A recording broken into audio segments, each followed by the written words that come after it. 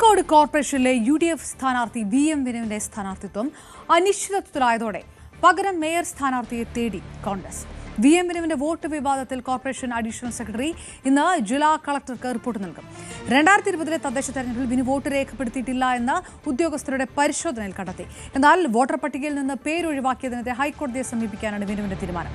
പ്രചാരണവും താൽക്കാലികമായി നിർത്തിവെച്ചു. MS അനീഷ് കുമാർ നമുക്കൊപ്പം ചേരും. ഏതായാലും തിരുവനന്തപുരത്ത് മുട്ടടയിൽ ഉണ്ടായതുപോലെയുള്ള ഒരു ശുഭകരമായിട്ടുള്ള ഒരു സാഹചര്യത്തിലേക്കോ നിയമ പോരാട്ടത്തിലേക്കോ കടക്കാൻ UDFന് കഴിയുമോ കോഴിക്കോട് എന്നുള്ളൊരു ചോദ്യമുണ്ട്.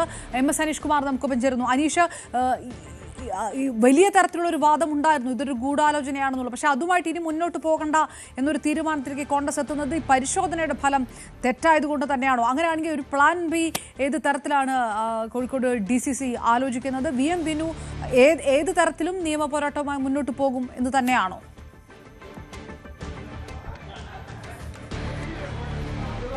അപർണ, കോഴിക്കോട് കോർപ്പറേഷനിലെ ഏറ്റവും പ്രസ്റ്റീജ് പോരാട്ടമായി UDF കരുതിയിരുന്ന ഒരിടമായിരുന്നു കല്ലായി. ഒപ്പം കല്ലായിൽ നിന്നുള്ള ആളാവണം അവരുടെ മേയർ സ്ഥാനാർത്ഥി എന്ന കാര്യത്തിൽ ഏകദേശ ധാരണയും ആയിരുന്നു. ഇതിൽ ഏറ്റവും പ്രധാന കാര്യം പൊതുസമൂഹത്തിന് ഒരു പിന്തുണ UDFനുണ്ട് എന്ന് കൃത്യമായൊരു സന്ദേശം നൽകുക എന്നതാണ് VM വിനുവിന്റെ സ്ഥാനാർത്ഥിത്വത്തിലൂടെ കോൺഗ്രസ് ലക്ഷ്യമിട്ടത്. സാധാരണ ബുദ്ധിജീവികൾ, കലാകാരന്മാർ, സിനിമാ പ്രവർത്തകർ എന്നിവരൊക്കെ ഈ LDFനൊപ്പം ചേർന്ന് പ്രവർത്തിക്കുമ്പോൾ അത്തരമൊരാളെ തന്നെ കോഴിക്കോട് ഉയർത്തിക്കാട്ടും. കാരണം കോഴിക്കോട് ഒരു സാഹിത്യ നഗരം കൂടിയാണ്, സാംസ്കാരിക പ്രവർത്തകർക്ക് ഒരുപാട് ഇടമുള്ള ഒരു സ്ഥലം കൂടിയാണ്. അതുകൊണ്ട് അത്തരമൊരു സ്ഥാനാർത്ഥിയെ തന്നെ മേയർ സ്ഥാനാർത്ഥിയാക്കി മുന്നോട്ട് വെച്ച് തെരഞ്ഞെടുപ്പിനെ നേരിടുമ്പോൾ വലിയ നേട്ടമുണ്ടാക്കാൻ കഴിയുമെന്നാണ്, ആ സന്ദേശം എല്ലാ വാർഡുകളിലേക്കും പകരാൻ കഴിയുമെന്നാണ് കോൺഗ്രസ് വിചാരിച്ചിരുന്നത്. പക്ഷേ അപ്രതീക്ഷിതമായ ഒരു തിരിച്ചടിയാണ് അദ്ദേഹത്തിന് ലഭിച്ചത്. അദ്ദേഹം ആവർത്തിച്ച് വ്യക്തമാക്കുന്നു താൻ കഴിഞ്ഞ പഞ്ചായത്ത് തെരഞ്ഞെടുപ്പിൽ മത്സരിച്ചുവെന്ന്. പക്ഷേ രേഖകൾ പരിശോധിക്കുമ്പോൾ അദ്ദേഹം തദ്ദേശഭരണ തെരഞ്ഞെടുപ്പിൽ വോട്ട് ചെയ്തിട്ടില്ല, അല്ലെങ്കിൽ അദ്ദേഹത്തിന് വോട്ടില്ല എന്ന് വ്യക്തമാവുന്നു. ഇന്നലെ അദ്ദേഹം ARIക്ക് പരാതി നൽകിയിരുന്നു കോഴിക്കോട് കോർപ്പറേഷനിലെത്തി. പക്ഷേ ആ പരാതി നൽകിയ ശേഷം നടത്തിയ പരിശോധനയിലും അദ്ദേഹം 2020 വോട്ട് ചെയ്തിരുന്നില്ല എന്നത് തന്നെയാണ്. അതുകൊണ്ട് നിയമവഴി തേടും എന്നാണ് കോൺഗ്രസ് ക്യാമ്പ് അറിയിച്ചിരിക്കുന്നത്. പക്ഷേ എന്തായാലും ഇന്ന് അദ്ദേഹം പ്രചരണത്തിന് ഇറങ്ങിയിട്ടില്ല. സ്ഥാനാർത്ഥിത്വം പ്രഖ്യാപിച്ച അന്നു മുതൽ അദ്ദേഹം വളരെ സജീവമായി കല്ലായി ഡിവിഷനിൽ പ്രചരണത്തിന് എത്തിയിരുന്നു. പക്ഷേ പ്രചരണം വരെ താൽക്കാലികമായി നിർത്തിവച്ചിരിക്കുന്ന അവസ്ഥയിലേക്ക് നീങ്ങുന്നു. അതായത് മറ്റൊരു സ്ഥാനാർത്ഥിയെ കല്ലായിൽ കോൺഗ്രസിന് ഇനി പരിഗണിക്കേണ്ടി വരും. ഒപ്പം മേയർ സ്ഥാനാർത്ഥിയായും മറ്റൊരാളെ പരിഗണിക്കേണ്ടി വരും എന്നാണ്. എന്തായാലും കല്ലായിൽ LDF സ്ഥാനാർത്ഥി വിനീഷ് വിദ്യാധരൻ അദ്ദേഹം തന്റെ പ്രചാരണം തുടർന്നുകൊണ്ടിരിക്കുകയാണ്. ഇന്നിപ്പോൾ VM വിനു പ്രചാരണത്തിന് എത്തിയിട്ടില്ല. ചില ആശയക്കുഴപ്പങ്ങളുണ്ട്. അദ്ദേഹം 2020 വോട്ട് ചെയ്തോ എന്നത് സംബന്ധിച്ചൊക്കെയുള്ള നടക്കുന്നു. എങ്ങനെയാ താങ്കൾക്ക് വോട്ടുണ്ടെന്നുള്ള കാര്യം ഉറപ്പുവരുത്തിയോ? ഞാൻ ആക്ച്വലി എൻ്റെ പേര് ഈ സ്ഥാനാർത്ഥിത്വത്തേക്ക് വരുമ്പോൾ തന്നെ എൻ്റെ ഈ പ്രദേശത്തെ ഒരു കാര്യപ്പെട്ട നേതാവ്, അദ്ദേഹത്തിന്റെ പേര് ഞാൻ വളരെ ബഹുമാനിക്കുന്ന, ആദരിക്കുന്ന, കോർപ്പറേഷൻ മുൻ സ്റ്റാൻഡിംഗ് കമ്മിറ്റി ചെയർമാനായിരുന്നു അദ്ദേഹം ആദ്യം എന്നെ വിളിച്ച് കുറച്ച് ദിവസങ്ങൾക്ക് മുമ്പാണ് എന്നെ വിളിച്ച്, വിനീഷ് നിന്റെ വോട്ടിന്റെ ഡീറ്റെയിൽസ് അയക്കുമെന്ന് പറഞ്ഞു. അപ്പോൾ ഞാൻ പറഞ്ഞു അതൊക്കെ റെഡിയാണല്ലോ. അല്ല അത് പോരാ, കോർപ്പറേഷനിൽ വിളിച്ച് നീ അത് എടുത്ത് അതിന്റെ ഡീറ്റെയിൽസ് എനിക്ക് അയക്കുന്നു. അപ്പം ഞാൻ ആലോചിച്ച് എന്തിനാണ് എത്രയും നിർബന്ധം പിടിക്കുന്നത്. ഞാൻ കോർപ്പറേഷനിൽ ബന്ധപ്പെട്ടു, എന്റെ ഫോട്ടോ അടക്കമുള്ള എല്ലാ സംഗതികളും അദ്ദേഹത്തിന് അയച്ചു കൊടുത്തു. ഓക്കെ, ഞാനത് വിട്ടു.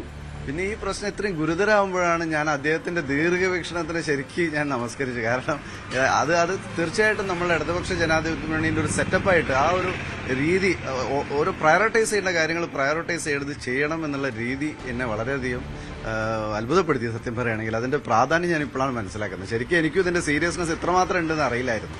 താങ്കളൊരു ബേസിക്കലി ഒരു രാഷ്ട്രീയക്കാരനല്ല, VM വിനുവും രാഷ്ട്രീയക്കാരനല്ല. പക്ഷേ നിങ്ങളെ പോലുള്ള ആളുകൾ വന്നിറങ്ങുമ്പോൾ അല്ലെ ഇറക്കുമ്പോൾ ഈ കൊണ്ടുവരുന്ന ഒരു കാര്യം ഒന്ന് ശ്രദ്ധിക്കണമായിരുന്നു. അല്ല, അതിനെപ്പറ്റി ഞാൻ കമന്റ് പറയുന്നില്ല. എന്റേത് ഫോർച്ചുനേറ്റ്ലി എന്റെ നേതാക്കൾ നോക്കിയതുകൊണ്ട് ഞാൻ രക്ഷപ്പെട്ടു എന്നാണ് ഞാൻ പറയാൻ ആഗ്രഹിക്കുന്നത്. ഒരു പ്രസ്റ്റീജ് പോരാട്ടമായിരുന്നു, ഒരു സ്റ്റാർ പോരാട്ടമാണ് കല്ലായിൽ അല്ലെ ആദ്യം മുതൽ. ഇപ്പൊ വിനുവിനെ ഇറക്കുന്നു, പിന്നാലെ താങ്കളെ ഇറക്കുന്നു. താങ്കൾ ഈ വ്യവസായ ലോകത്തിനും ചേംബറിനും ഒക്കെ വലിയ നഗരത്തിന് പരിചിതനായ ആളാണ്. ഒരു സ്റ്റാർ ക്യാമ്പയിനർമാർ നടത്തുന്ന ഒരു പോരാട്ടത്തിൽ ഒരു ആന്റി ക്ലൈമാക്സ് പോലെ ആവുന്നുണ്ടോ? ഒരു എതിരാളിയെ നഷ്ടപ്പെടുന്ന ഒരു അവസ്ഥയിലേക്ക് കാര്യങ്ങൾ നീങ്ങുന്നു. അല്ല, അതിനെപ്പറ്റി എനിക്ക് കൃത്യമായിട്ട് അതിന്റെ ടെക്നിക്കൽ കാര്യങ്ങൾ അറിയില്ല. വിനുവേട്ടനെ സംബന്ധിച്ച് പറയുകയാണെങ്കിൽ അദ്ദേഹത്തിന്റെ അടുത്ത സുഹൃത്താണ്. അദ്ദേഹത്തിന്റെ ഒരു സിനിമയിൽ ഞാൻ മോഹം കാണിച്ചിട്ടുണ്ട്, ഞാൻ എന്റെ ഭാര്യ ഉൾപ്പെടെ. അദ്ദേഹത്തിന് നിർബന്ധപൂർവ്വം, സ്നേഹപൂർവ്വം അത്രയും അടുത്ത ആളാണ്. പക്ഷെ നമുക്ക് രാഷ്ട്രീയത്തിൽ നമുക്കറിയാം, വ്യക്തിബന്ധങ്ങൾ വേറെ, രാഷ്ട്രീയ ബന്ധങ്ങൾ വേറെ. അപ്പൊ അതുകൊണ്ട് തന്നെ ഇങ്ങനെ ഒരു സാഹചര്യത്തിൽ എനിക്ക് ഒരു നിയോഗം പോലെ ഇത് ഏറ്റെടുക്കേണ്ടി വന്നതാണ്. മറ്റു കാര്യങ്ങളെ കുറിച്ച് എനിക്ക് അത്ര ഒരു കമന്റ് പറയാനില്ല എന്നുള്ളതാണ്. അപർണ, അതാണ് അദ്ദേഹത്തിന്റെ എതിരാളി. അവർ രണ്ടുപേരും അടുത്ത സുഹൃത്തുക്കളാണ്. ഒരു സിനിമയിൽ, അദ്ദേഹത്തിന്റെ സിനിമയിൽ ഇരുവരും മുഖം കാണിച്ചിട്ടുണ്ട്, അദ്ദേഹവും ഭാര്യയും എന്നാണ് പറയുന്നത്. പക്ഷേ എന്തായാലും ആദ്യം തന്നെ സ്ഥാനാർത്ഥി നിർണയത്തിലേക്ക് പരിഗണിക്കുന്നതിന് മുമ്പ് തന്നെ തെരഞ്ഞെടുപ്പ് രേഖകൾ, ഈ വോട്ടർ കാർഡും ഒപ്പം അനീഷ് കുമാറാണ് വിവരങ്ങൾ നൽകിയത്.